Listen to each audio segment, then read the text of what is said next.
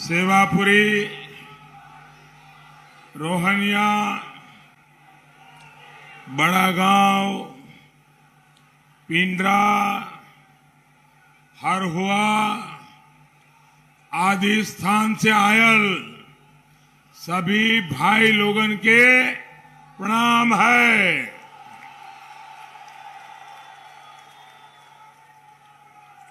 हमें याद हो कि 14 के चुनाव के पहले यही खजूरी से विजय का डंका पूरे देश में आप लोग बजाते रहे।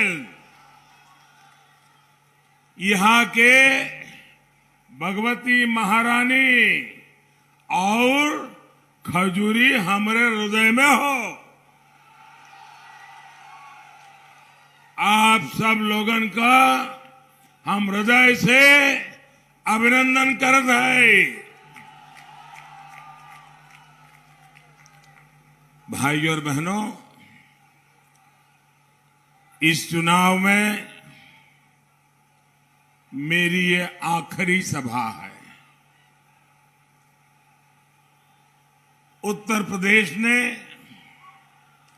दशकों से शायद ऐसा चुनाव नहीं देखा होगा। ऐसा चुनाव जब कोई सरकार अपने काम पर, अपनी ईमानदार छवि पर भेदभाव और पक्षपात रहित विकास पर और सुधरी हुई कानून व्यवस्था के दम पर जनता जनार्दन का आशीर्वाद मांग रही हो।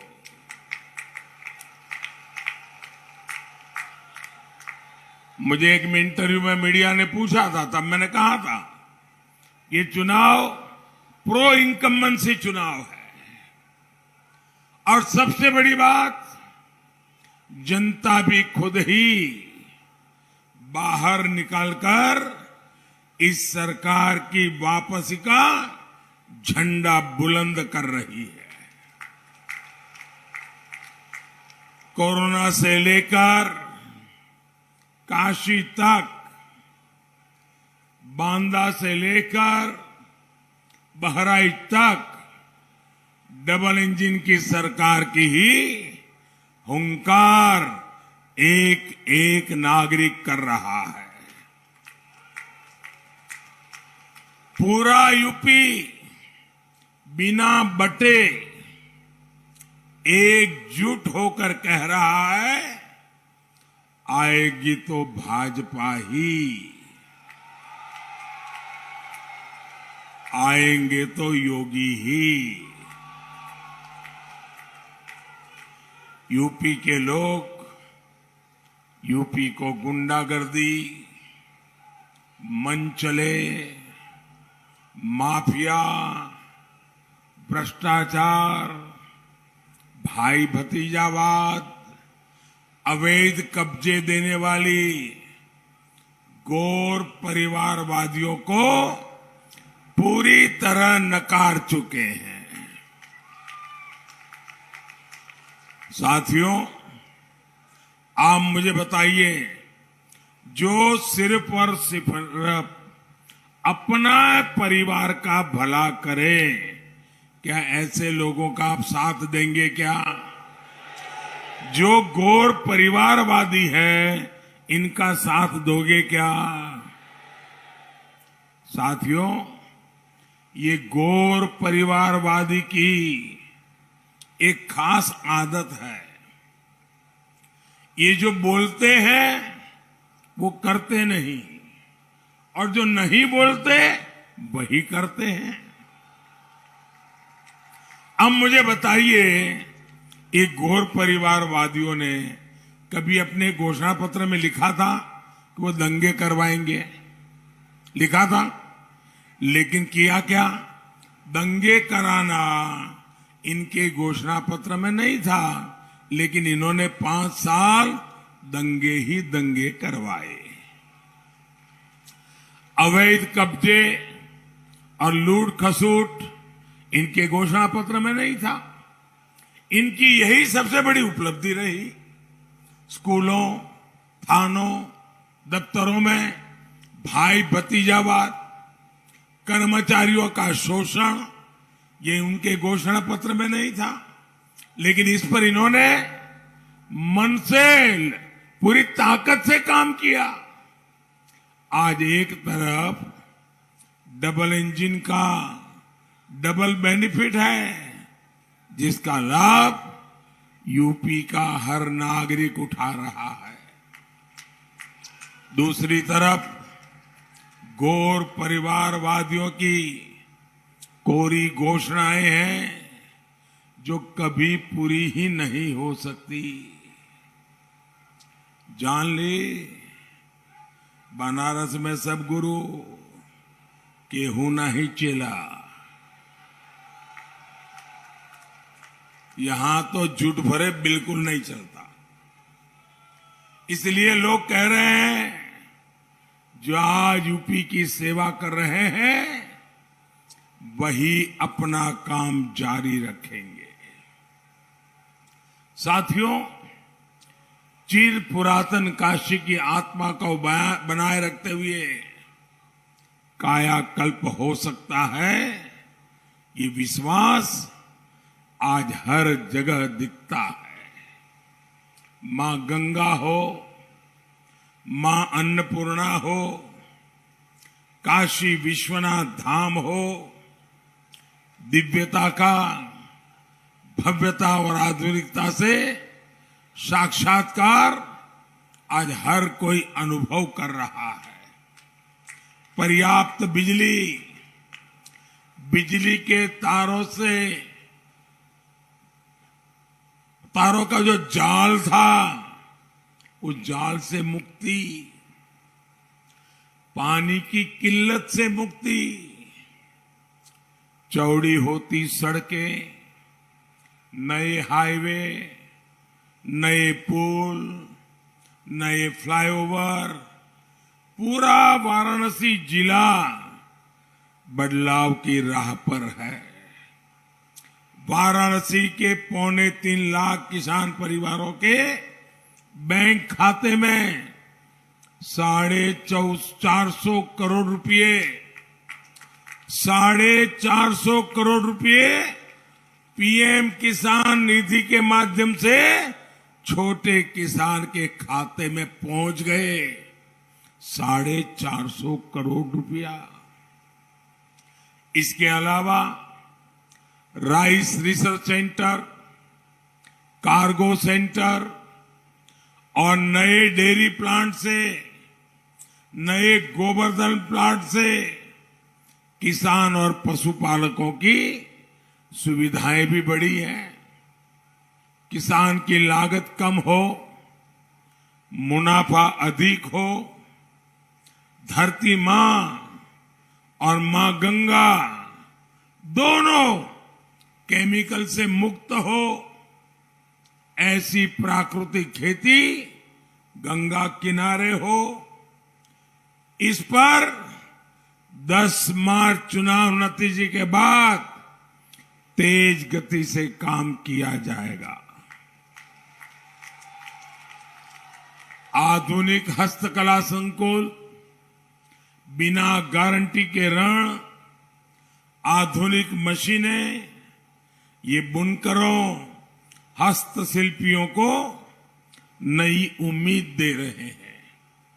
आंख के इलाज से लेकर कैंसर जैसी गंभीर बीमारी का इलाज पहले मुंबई दिल्ली दौड़ना पड़ता था, आज काशी में हो रहा है भाइयों, काशी में हो रहा है। और ये इलाज भी आयुष्मान योजना की वजह से गरीबों के लिए मुफ्त है। यही तो विकास है जो आज दिखता है, और ये विकास बिना भेदभाव सबके लिए है। वाराणसी को देखकर पूरे पूर्वांचल में विकास का विश्वास पैदा हुआ है। भाई और बहनों, 21वीं सदी का ये तीसरा दशक पूरी दुनिया के लिए नई चुनौतियां, अभूतपूर्व संकट लेकर आया है। लेकिन भारत ने तय किया है कि इस अभूतपूर्व संकट को, इन चुनौतियों को हम अवसर में बदलेंगे। ये संकल्प सिर्फ मेरा नहीं है, सिर्फ सरकार का नहीं है, ये हिंदुस्तान के 130 करोड़ नागरिकों का है, आप सभी का है, पूरे उत्तर प्रदेश का है, पूरे देश का है। मुझे बहुत खुशी है कि बीते 7 सालों में राष्ट्रहित, भारत हित को सर्वोच्च प्राथमिकता देते हुए अनेक क्षेत्रों में अनेकविध काम हो रहे हैं। यही संकट काल में देश की ताकत बन रहा है। जिसका जितना सामर्थ्य है वो उसको राष्ट्रहित में समर्पित कर रहा है। आज अगर भारत के विरुद्ध कोई भी गलत बात होती है तो हर नागरिक एक सुर में उठ खड़ा होता है। इसलिए आज अगर कोई पंचायत के लिए भी वोट करता है तो राष्ट्रहित को देखकर वोट करता है। वो जानता है कि देश ताकतवर रहेगा तो गांव और बिरादरी के मुद्दे भी हल हो जाएंगे। यूपी के लोगों की इसी भावना को उत्तर प्रदेश चुनाव के हर चरण में मैंने खुद अनुभव किया है। साथियों, हमारे गांवों की एक शक्ति ये भी है कि जब संकट आता है तो हर कोई गीले शिकवे भुलाकर एकजुट हो जाता है। लेकिन देश के सामने कोई चुनौती आती है तो एक घोर परिवारवादी इसमें भी राजनीतिक हित ढूंढते रहते हैं। भारत की सेना, भारत के लोग अगर संकट से लड़ते हैं तो ये उस संकट को और गंभीर बनाने के लिए उसमें जो भी परेशानियां पैदा कर सकते हैं पूरी ताकत से करते रहते हैं। ये हमने कोरोना के दौरान भी देखा और आज यूक्रेन संकट के दौरान भी हम यही अनुभव कर रहे हैं। भाई और बहनों, अंध विरोध, निरंतर विरोध, घोर निराशा, नकारात्मकता, यही इनकी राजनीतिक विचारधारा बन चुकी है।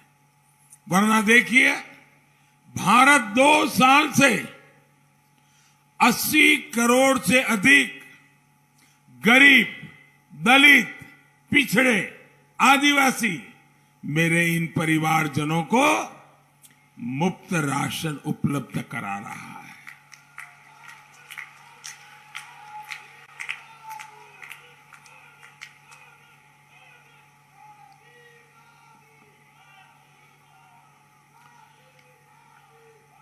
पूरी दुनिया हैरान है, इतना बड़ा काम। लेकिन मुझे खुशी है कि मेरा गरीब खुश है, मेरी गरीब मां मुझे आशीर्वाद दे रही है।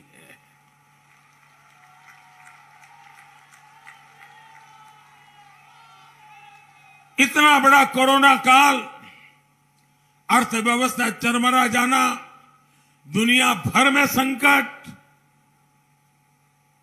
गरीब परिवार की कौन सुनेगा?